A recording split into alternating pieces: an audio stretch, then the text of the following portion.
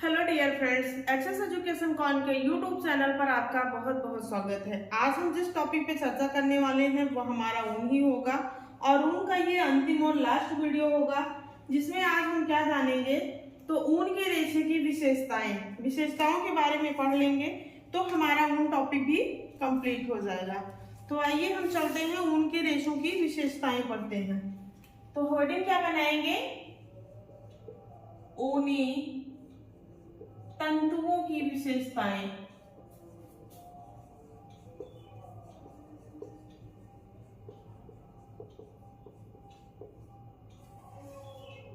जब हम विशेषताओं को पढ़ते हैं तो दो भागों में बांटते हैं। पहले पढ़ेंगे भौतिक विशेषताएं,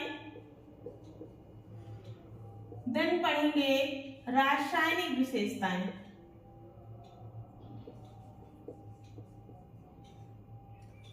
भौतिक विशेषताओं में सबसे पहले क्या जानेंगे कि रेशे की लंबाई।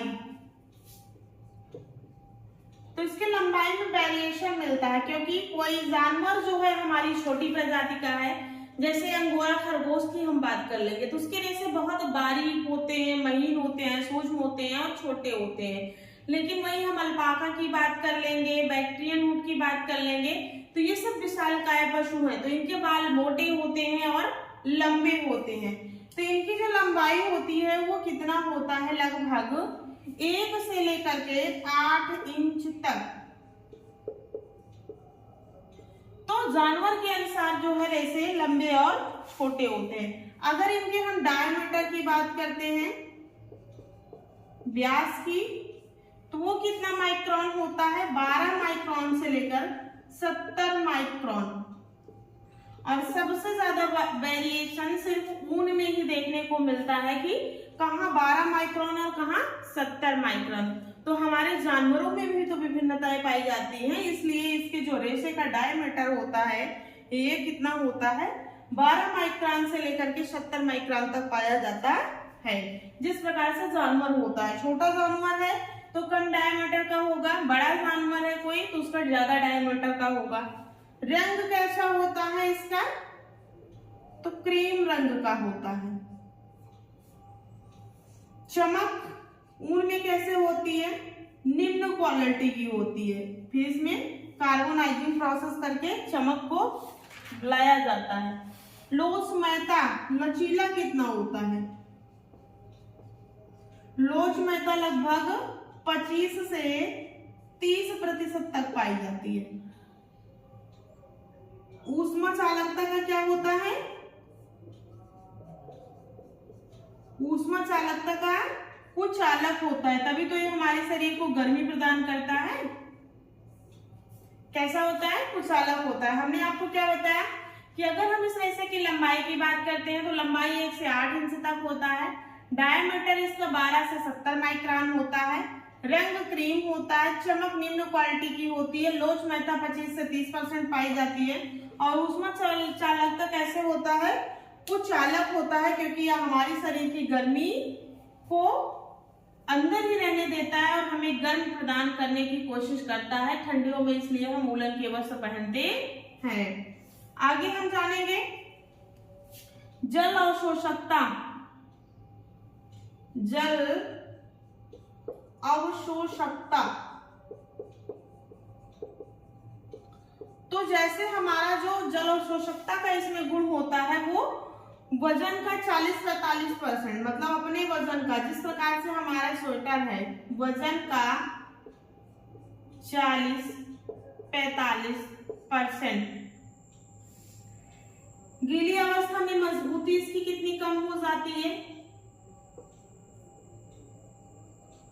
गीली अवस्था में मजबूती कितनी कम हो जाती है इसकी? तो गीली अवस्था में इसकी मजबूती कितना खो देता है? लगभग 40%। और आयोग इसका आंसर माना था 25 से लेकर के 30%।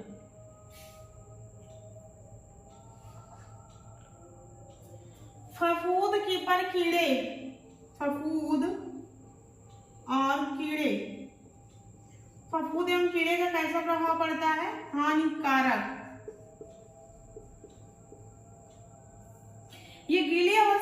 मजबूती में हमको वेरिएशन देखने को मिला, इसे आप लोग कमेंट बॉक्स में कमेंट करके बताइएगा। हमारा आयोग एक बार माना है 20 से 25% अपनी मजबूती को खो देता है। किसी किसी प्रैक्टिस सेट में मिलता है 25 से 30% और बुक में मिलता है लगभग मजबूती अपने 40% को खो देता है। किसी बुक में मिलता है 30% मजबूती को खो देता है। इसको आप लोग कमेंट बॉक्स में करके हमें भी बताइएगा कि यह जो है ऊन हमारा गीली अवस्था में अपनी मजबूती कितने % तक खो देता है। अम्ल का प्रभाव, अब हम जानेंगे इसमें संगठन इसका। संगठन में इसमें क्या क्या पाया जाता है, तो कार्बन पाया जाता है,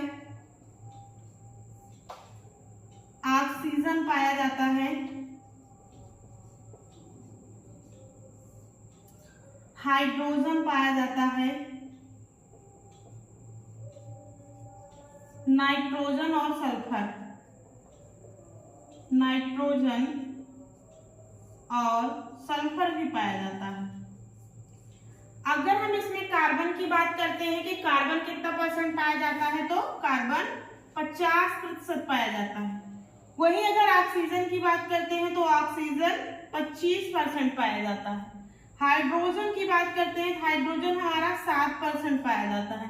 नाइट्रोजन की बात करते हैं तो नाइट्रोजन 15% पाया जाता है। और सल्फर कितना पाया जाता है, 4% पाया जाता है। जब हम ऊन के संगठन की बात करते हैं कि ऊन में पाया क्या क्या जाता है, तो कार्बन, ऑक्सीजन, हाइड्रोजन, नाइट्रोजन और सल्फर।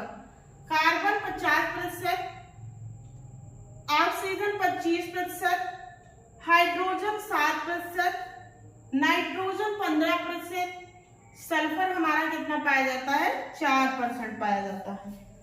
अब हम जानेंगे इसके रासायनिक विशेषता के बारे में।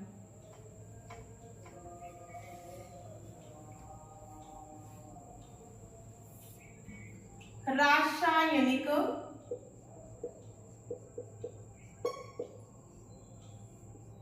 विशेषताएं।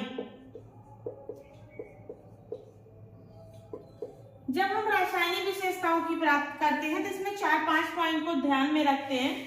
पहला तो एक अम्ल का ध्यान रखते हैं, दूसरा क्षार, तीसरा ब्लीच,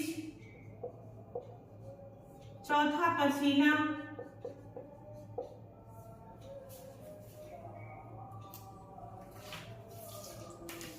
और रंग। तो अम्ल का प्रभाव इस पर अच्छा होता है, लेकिन सांद्र अम्ल का नहीं, तनु अम्ल का। तो तनु अम्ल जो होता है, हल्का अम्ल जो होता है, तनु अम्ल का प्रभाव अच्छा होता है। अगर हम क्षार की बात करते हैं तो क्षार का इस पर हानिकारक प्रभाव पड़ता है। और तनु अम्ल में इसमें यूज हम क्या करेंगे, तो जो हमारे हल्के अम्ल होंगे, लेकिन जैसे हमारा सल्फ्यूरिक अम्ल है तो इसका प्रभाव बुरा पड़ेगा। सल्फ्यूरिक एसिड कैसे होता है, सांद्र होता है, जिसका प्रभाव कैसे पड़ेगा, निगेटिव पड़ेगा, बुरा पड़ेगा। बात समझ में आई। क्षार का प्रभाव कैसे पड़ता है, क्षार हमारा सेलुलोज जगत के लिए अच्छा होता है, प्रोटीन जगत के लिए अच्छा नहीं माना जाता है, इसलिए क्षार का प्रभाव हानिकारक होता है। अगला है ब्लीच। ब्लीच का प्रभाव कैसे होता है, तो ब्लीच के लिए इसमें हम सोडियम परबोरेट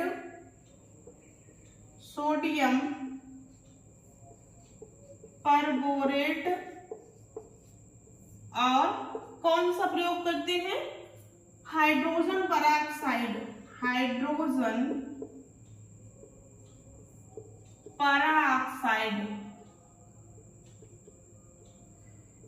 इन दोनों का प्रयोग करते हैं। और रंग इन पर पसीने का प्रभाव कैसे होता है, तो पसीने से ऊनी वस्त्र के रंग खराब हो जाते हैं। तो पसीने का प्रभाव भी कैसे पड़ता है, निगेटिव ही पड़ता है। रंग का प्रभाव कैसे होता है, तो इन्हें रंगना आसान होता है, लेकिन आसान होता है, लेकिन रंगाई के लिए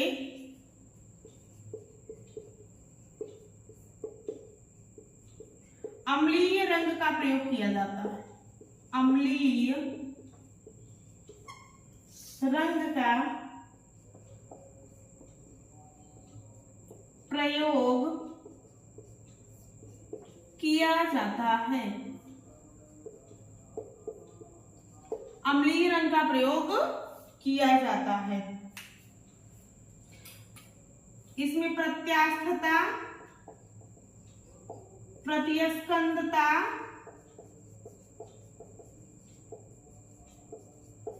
अधिक मात्रा में पाया जाता है।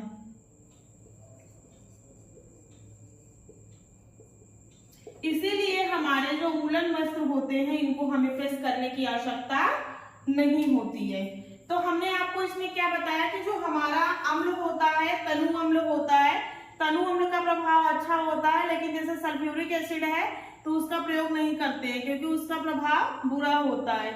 क्षार का प्रभाव हानिकारक होता है क्योंकि क्षार हमारे सेलुलोज जगत के लिए अच्छा माना जाता है, प्रोटीन जगत के लिए क्षार अच्छा नहीं होता है। ब्लीच में किस ब्लीच का प्रयोग करते हैं तो सोडियम परबोरेट और हाइड्रोजन पेरोक्साइड का प्रयोग करते हैं। पसीने से पसीने के जो हमारे कपड़े होते हैं, कपड़े का रंग खराब हो जाता है, रंग इस पर आसानी से होता है, आसानी से चढ़ जाता है, इसलिए रंगाई के लिए अम्लीय रंग का प्रयोग किया जाता है। और जो हमारा वूलन कपड़ा होता है, वूलन कपड़े में हमारे प्रत्यास्थता और प्रतिस्कंदता अच्छी मात्रा में पाई जाती है, इसलिए इसके कपड़े को हमें आयरन करने की जरूरत नहीं होती है, मतलब प्रेस इस पे करने की जरूरत नहीं होती है, अपनी पूर्व आकृति को पुनः ग्रहण कर लेता है। किसी भी प्रकार की हमारे ऊनी वस्त्रों में सिलवटें नहीं पड़ती हैं। तो इस वीडियो में बस इतना ही। आप हमारे चैनल को सब्सक्राइब कर लें और अपने फ्रेंडों के साथ शेयर कर लें, और जो भी आपकी क्वेरी हो आप कमेंट बॉक्स में जो है हमसे पूछ सकते हैं, और आप लोग अपना फीडबैक दे दिया करें, लाइक कर दिया करें, क्योंकि लाइक करने से हमें बहुत ज्यादा तो कोई बेनिफिट होगा नहीं, सिर्फ एक मोटिवेशन मिलता है कि हाँ हमारे वीडियो को लाइक किया जा रहा है, जिससे पढ़ाने की और अच्छी हिम्मत होती है। इस वीडियो में बस इतना ही, मिलते हैं नेक्स्ट वीडियो में, तब तक के लिए बहुत बहुत धन्यवाद।